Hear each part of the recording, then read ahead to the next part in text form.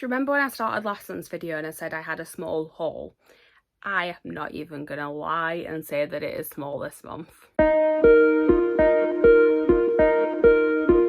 Hi everyone, my name's Chloe, welcome back to my channel. Thank you for being here today. Today's video is going to be my July book haul. It is the biggest book haul I have had so far this year. I do have an excuse.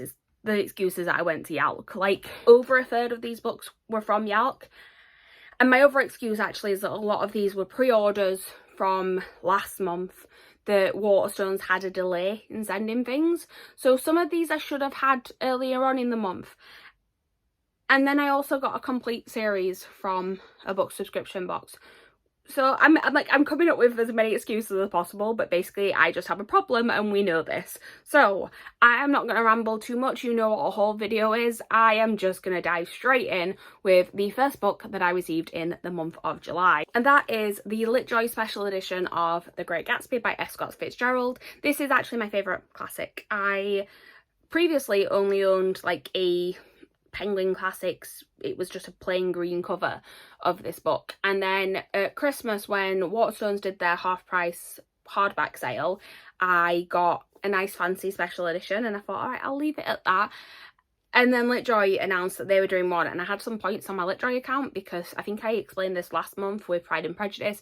I basically signed up to be a Lunacorn to get the Nevernight set and then didn't uncancel it in time, but I didn't have enough to get an actual voucher, so I kept paying it until I had enough to get like a $75 voucher, and I purchased the Pride and Prejudice one, which I hauled last month, and then this one, and it is absolutely beautiful. So it comes in a slipcase, which is all Art Deco style. On the back it says, his dream must have seemed so close that he could hardly fail to grasp it. He did not know that it was already behind him.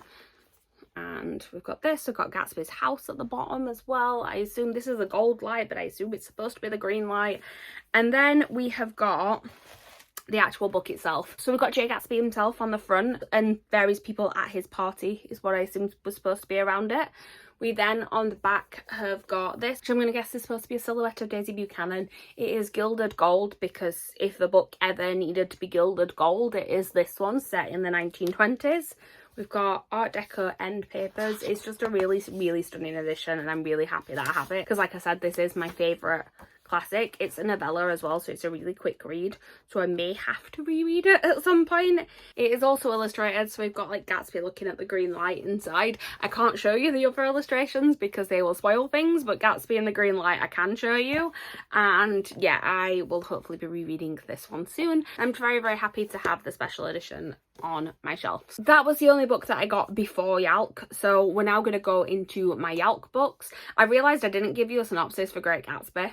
Do you need a synopsis for Great Gatsby? Basically, it is told from the perspective of a character called Nick Carraway. He moves to a neighbourhood of, I don't know if it's West Egg or East Egg he moves to, but he moves to this new neighbourhood, and his neighbour is a guy called Jay Gatsby, who is known for throwing these lavish parties, and it's about Nick sort of befriending him and finding out why he's throwing these parties and why it relates back to his cousin of Daisy Buchanan, and then things kind of go from there. This is all set in the 1920s as well, so the Art Deco themes of that book very, very much fit in. I love it so much. I also really like the film by Baz Luhrmann with Leonardo DiCaprio in it, and I may have to rewatch that as well. Right, I'm going to actually move on to the YALC books. These are in no particular order, they're just how they're piled up. I have already hauled them in a YALC vlog. I didn't give too much of a synopsis of any of the books then. I'm probably not going to this time. I'm probably just going to speed through these. So the first one is an ARC that I got. This is some sort of thriller. It is called This Book Kills. I assume that is actually the title of it. Sometimes with ARCs you never really know, but no, it is. It's This Book Kills by Ravina Guran. It is also a signed one as well. I won this in, they did like a spin the wheel type thing, and I won the last one that they had of the weekend because it was on Sunday. And it says it is basically about a girl who ends up under investigation because a murder occurs that is exactly the same as a short story that she wrote, and then she receives an anonymous text that is thanking her for the inspiration. It says, with time running out, Jess knows if she doesn't solve this mystery, she'll finally have something in common with Hugh Henry. She'll be dead too. Hugh Henry is the person that gets killed in the way that she wrote about. And this actually sounds quite intriguing. It's a YA thriller, and I find that those are the types of thrillers that I enjoy a bit more. Adult thrillers, for some, I've not had the best relationship with, but I have enjoyed some of the YA ones that I've read, so hopefully I'll like this one and I'll get around to it at some point. I also have got another YA thriller by the looks of it. This one is I Must Betray You by Ruta Sepetys. I'm holding it that way because the name is not on the front. It is on the back though, actually, I've just realised. It comes out this week, actually, 4th of the 8th, 2022. And this says, yes, a powerful YA thriller inspired by real events. So Christian has lived his entire life in the grip of a repressive dictatorship. The country is governed by fear. When the secret police blackmail him, Christian has an impossible choice: save the life of his sick grandfather by informing on his family, or risk his life and all of theirs by resisting. In this climate of constant suspicion, can he trust his best friend, his girlfriend, or even his family? So what I know of Ruta Sepetys is I actually own one of her other books. It's Salt to the Sea, I think it is, and I believe that is a World War II like historical fiction, and I think she does tend to do historical fictions. I just realised there was actually a bit at the back that is all like source material, so telling you what like the actual all the research and things she did about it. And yeah, I think this one is also set sort of around World War II, so I'm intrigued to read this. It does actually sound really interesting, and yeah, I got an arc of this because she had to like crack a code to get it, and I like things like that, so why not? We then have got a couple that I bought to get signed. So first we've got Mina and the Undead. I don't really know too much about this, but I know that the author of it was really inspired by Buffy the Vampire Slayer, which is one of my favourite TV shows, and she said to me actually when I went to get it signed that if she can write something with the like level of dialogue that is in Buffy the Vampire Slayer, she will be happy. So hopefully this will be quite a fun read if that's one of the inspirations. And yeah, the author was actually lovely to me, and I'd been sort of intrigued by it for a while, so that's why I thought I would pick it up and go and get it signed while I was there. We then have got Infamous by Lex Croucher. This is Lex Croucher's second fiction book. They have also written a non-fiction book that I've read before, but their first novel, Reputation, that came out last year, I really enjoyed. Both of these books are set in Regency era, but what I found with Reputation is it had like a modern sense of humour, which I really loved with it. This one is described as Booksmart meets Bridgerton, which sounds absolutely fantastic, two of my favourite things, and I believe this one is queer as well, so I'm very excited for this one. It says 22-year-old aspiring writer Edith Eddie Miller and her best friend Rose have always done everything together: climbing trees, throwing grapes at boys, sneaking bottles of wine, practicing kissing. Now that they're out in society, Rose is suddenly talking about marriage and Eddie is horrified. When Eddie meets charming renowned poet and rival to Lord Byron, Nash Nicholson, he invites her to his crumbling Gothic estate in the countryside. The entourage of eccentric artists indulging in pure hedonism is exactly what Eddie thinks she needs in order to finish her novel and make a name for herself. But Eddie might discover that trying to keep up with her literary heroes isn't all poems and pleasure. It sounds really fun. I should have put this on my August TBR and I forgot, but I will try and read it very soon. Another one that I bought to get signed, I do actually already own this one, but I want to get a matching set of the series because I think I'm going to really like the series, and you can't get a matching set to the one that I already own. Also, the one that I already have is from a charity shop, so I thought I would get a nicer copy, and that is The Bone Season by Samantha Shannon. I wasn't going to go and meet Samantha Shannon. I met her last time I went to get Priory signed, and I was like, no, I don't need to this time, and then I was like, well, there's nothing else that like clashes with that time, so I might as well. And this one also has The Pale Dreamer in it as well, which I believe is like a prequel that you can read either before or after this book, so it's good that I've got this actually in this edition now so I can read it. I know this is a fantasy series that is all about clairvoyancy, but that has been outlawed, but the main character I believe has that power. I'm not going to read the synopsis on the back of this one because I'm trying not to know too much going into it. I kind of just want to dive in, but I will read it eventually. I've had my original copy of this for years now, but now I've actually read Priory, I think I will move on to this series. And I also know I don't need to rush to read it because we're still very much in the middle of this series and we have no idea when it's actually going to finish. So yeah, I can put it off a little bit longer if I need to, but hopefully I will read it soon. We all know I say this about every single book. We then have got a couple of adult romances that I picked up because they were on an offer. So the first one being The Wedding Crasher by Mia Sosa. This one, all I know is that it is a fake dating story set at a wedding. That's pretty much all I need to know. I bought this one to like complete an offer. I think all of us that were at the stall at the time ended up buying this one because we all went, oh, fake dating, we like that, and bought it. I have nothing else to say about this. Hopefully I enjoy it. Next up, we've got Dating Dr. Dill by Nisha Sharma. This one, again, I know like literally nothing about. I can see it's blurred by Meg Cabot on the back, which I was literally talking yesterday about how her books were my childhood. So I'm very happy about that. bursting with character spicy tension and laughs, according to Tessa Bailey. This one sounds like it's enemies to lovers, which is another trope I really enjoy. It sounds like they end up having a disagreement that goes viral, and then I think that ends up with them sort of like forced to spend more time together. And yeah, I'm intrigued by this one. I have heard good things about it, so again, when I saw it on the offer, I was like, oh, I know of that one, I will get that. The other one that I got on this offer, because it was like a free for so many, was Pumpkin by Julie Murphy. This is the third book in the series, well, the companion books. So we've had Dumpling, we've had Pudding, and now we've got Pumpkin. I have actually only read Dumpling so far. I own Pudding. My mum has read them both, and that's part of the reason why I bought this, because I know she wants to read it, and I've been waiting for it to come out in paperback.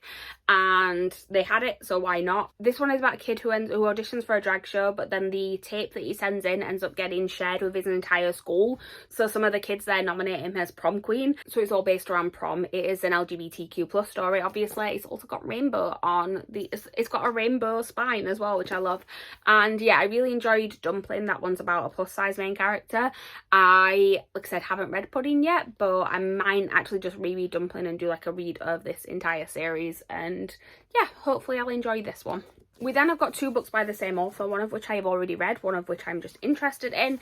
First one being Jay's Gay Agendas by Jason June. I read this one last year. I enjoyed it. It wasn't like an all-time favourite. It was one that I wanted to own physically, but I wasn't in a rush to get it. But then it was on offer and it was like 2 for so many, so I bought that one, and also Jason June's new one, which is Out of the Blue. This one is about a kid who has just moved to a big city from like a smaller town, and he decides that he wants to take advantage of that by completing his gay agenda, which is basically all of the things that he feels like he needs to do as a young gay man. And I found this fun. I did disagree with some of the things that the main character did as part of this storyline, but I did enjoy it.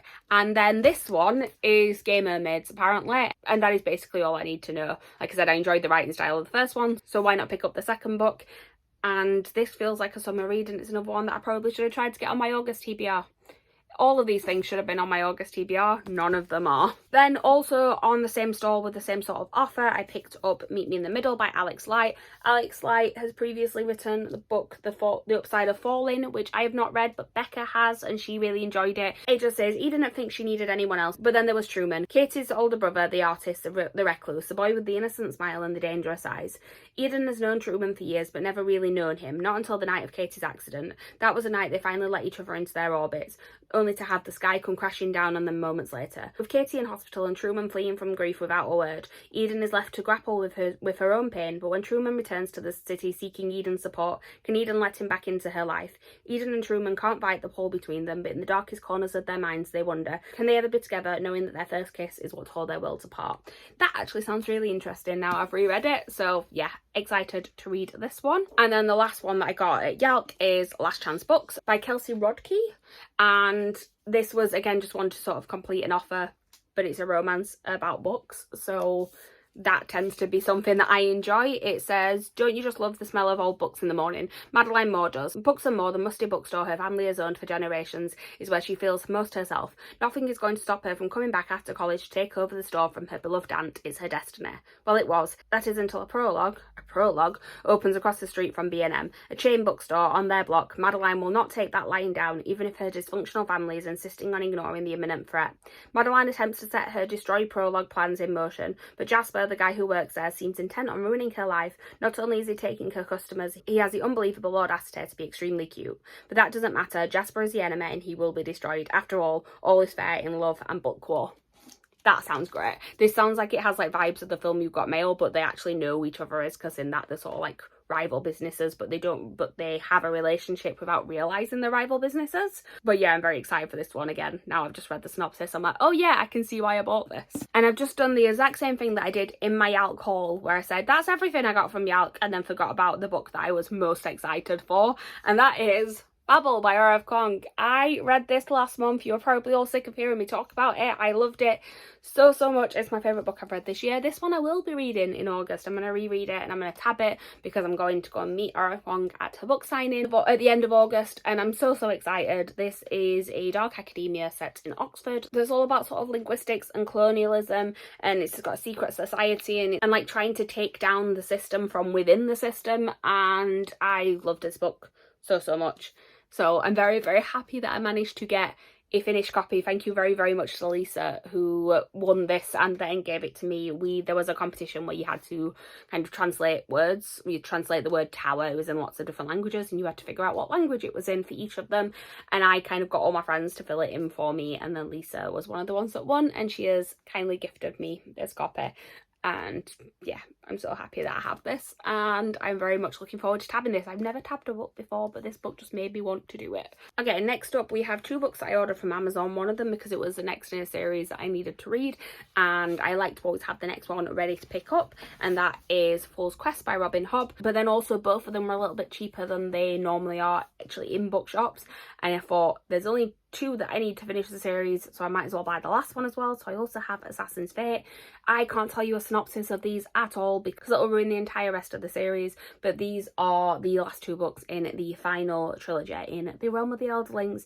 It's books 15 and 16. I am not ready for it to be over, but I also can't wait to see how it finishes. Also, can we appreciate the foiling on these ones because they've gone all out for this last series and they look so pretty, although they don't match the rest of them on the shelf. So the same design, but suddenly you get to these last ones and it's like, look how fancy, whereas the rest of them are just very matte. Then we've got the book from the adult Fairy Loot subscription for this month, and that is The Undertaking of Heart and Mercy by Megan Bannon.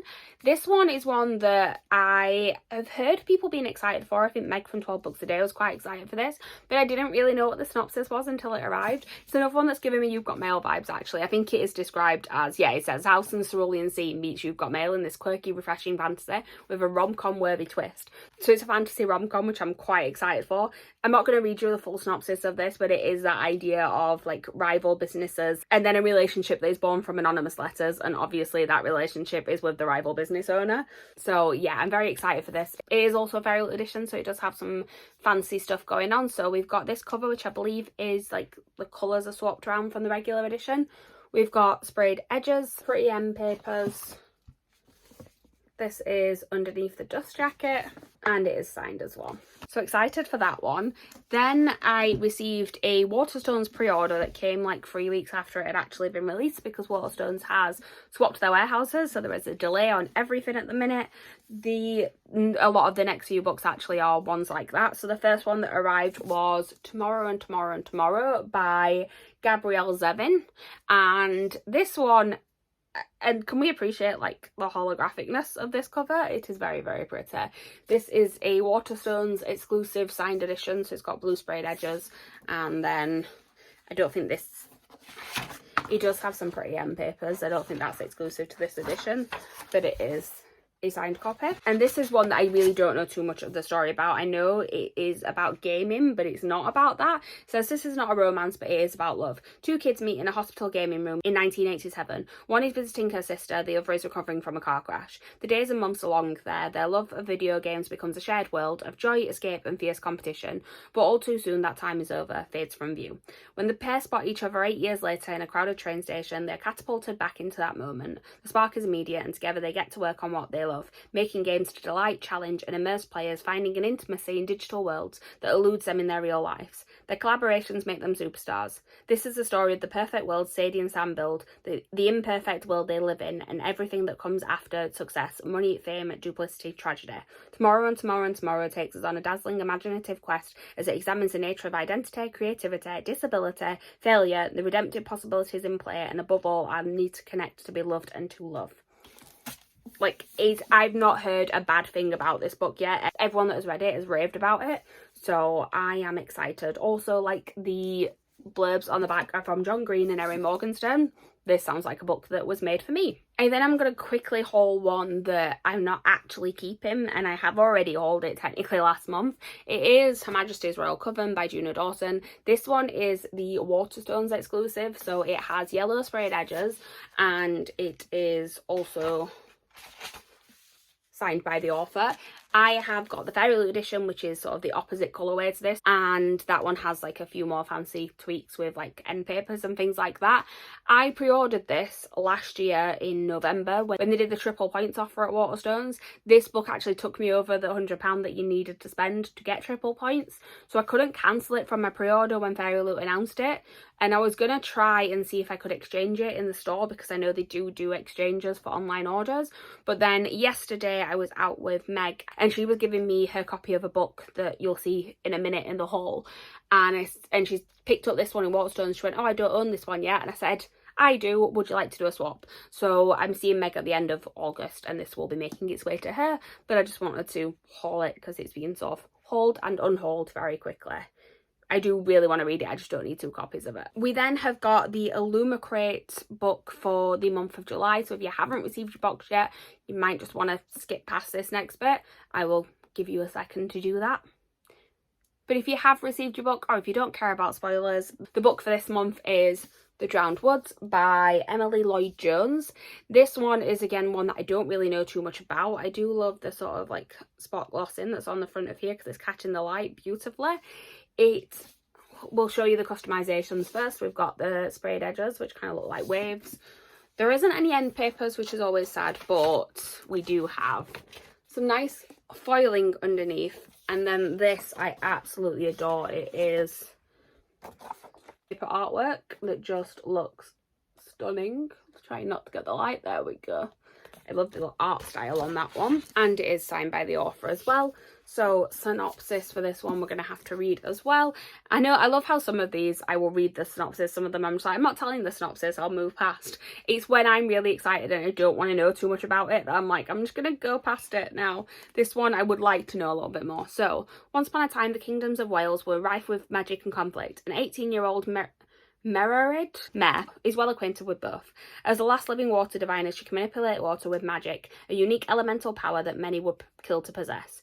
For years, Mare has been running from the prince who bound her into his service and forced her to kill thousands with her magic. Now all Mare truly wants is a safe, quiet life far from power and politics. But then Mare's old handler, the king's spy master, returns with a proposition. Use her powers to bring down the very prince that abused them both. With the help of a fake cursed man, a snarky thief, and a corgi that may or may not be a spy, Mare must decide if she's prepared to run for the rest of her life or to stand and fight for her freedom and peace. I mean, the corgi is like selling it to me. Pretty much. That's all I need to know. A corgi might be a spy? Why the hell not? We then have got another pre-order that arrived late. This one definitely should have come out in June, but Waterstones, like, it was weird actually. They got the special edition version of it quite early, but then didn't get the regular standard edition for a while. But that is Lore Olympus Volume 2 by Rachel Smythe. This is a Hades and Persephone retelling. It is a webcomic that has been published. It has got some of the most beautiful artwork I have ever seen in this. I'm just trying to find like a good example of like what the pages look like. Like, look at that. It is absolutely stunning. And I really enjoyed the first volume, so I'm excited to carry on with the second one. This actually is on my August TBR. I finally got one that is actually on my August TBR. And although I do think I need to reread the first volume as well. So, creating more work for myself, it's fine. Then we have got The Double Trouble Society by Carrie Hope Fletcher. This is Carrie Hope Fletcher's new middle grade book. I have actually already read this because I got an arc of it, but I had it pre-ordered as well. It is a signed copy. It's not my favourite Carrie Hope Fletcher one that I've read. I think I gave it 3 stars. I enjoyed it enough. It was just like very predictable. I mean, it is a middle grade. I'm not the target audience. I think the kids will absolutely love this, but I didn't love it as much as her other middle grade. So, but I still wanted a copy because I have all of her books, so I wanted it for my shelves, and I'm happy that I have this. And also, this is a really, really cute cover. Like, I love the colours of this. This would be a really good read during spooky season, by the way. I'm not quite sure why it's come out in July because it feels like it probably should have been like a September release ready for October. But it was a fun read. I'm glad that I've got a finished copy of it now. Okay, I'm nearly at the end, but I still have 9 books to haul, which just sounds strange. But that is because the next lot of books that I'm gonna haul, I'm just gonna show you one thing. They arrived in this box. This is open, so it's like, it's that big, but still, like, that's still like fairly substantial. So I'm just gonna hold them all out one at a time, and then I'm gonna show you why I'm so happy to have these.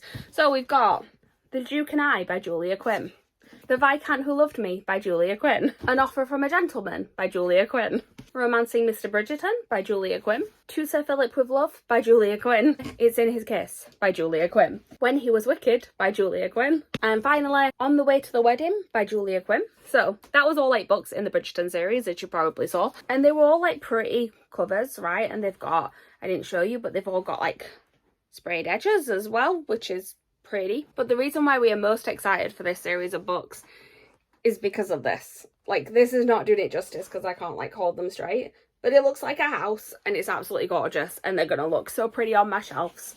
And I have now read the first one in the series and I'm excited to carry on with the rest of the series, and I couldn't resist not having these on my shelf. Also, I should probably point out, like I said, all of them had the sprayed edges and things like that. The first one is also signed. She only signed the first one because otherwise, like, can you imagine signing all 8 for everyone that bought them? That would be a lot. Okay, we're on to the last book. Last but not least, we have got They Both Die at the End by Adam Silvera. This is a US cover. I already own 2 copies of this book, but why not have a third? Meg was unhauling it. I don't own the US cover. I really like the US cover. It is also a signed copy. I also really like the end papers in this. This is a book about 2 characters that die at the end. Basically, it's set in a world where you get a phone call on the day that you're going to die. The 2 main characters get a phone call. They meet on an app, which is called the Last Friend app, which is about, like, you meeting somebody who is also going to die on that day. They spend the last day together. It's a very sad book. Warning, they both die at the end. I'm not spoiling it. It is literally in the title. Obviously, this is now a TikTok darling as well, so I think a lot of people have probably read this book, but I'm excited to have another edition of it. Right, that is everything that I have hauled during this month. I am not even going to attempt to hold these up because, like this is a very, very small chunk and I can hardly hold this up. Let's just pause here for a thumbnail, shall we? But yeah, thank you guys for watching. Please like, comment, subscribe, all that good stuff down below. I hopefully will not have 30 books to haul next month because this is getting a bit excessive. But let me know, what was your favourite book that you hauled this month? What's your prettiest book that you hauled this month? And I will see you guys next time with a new video. Bye.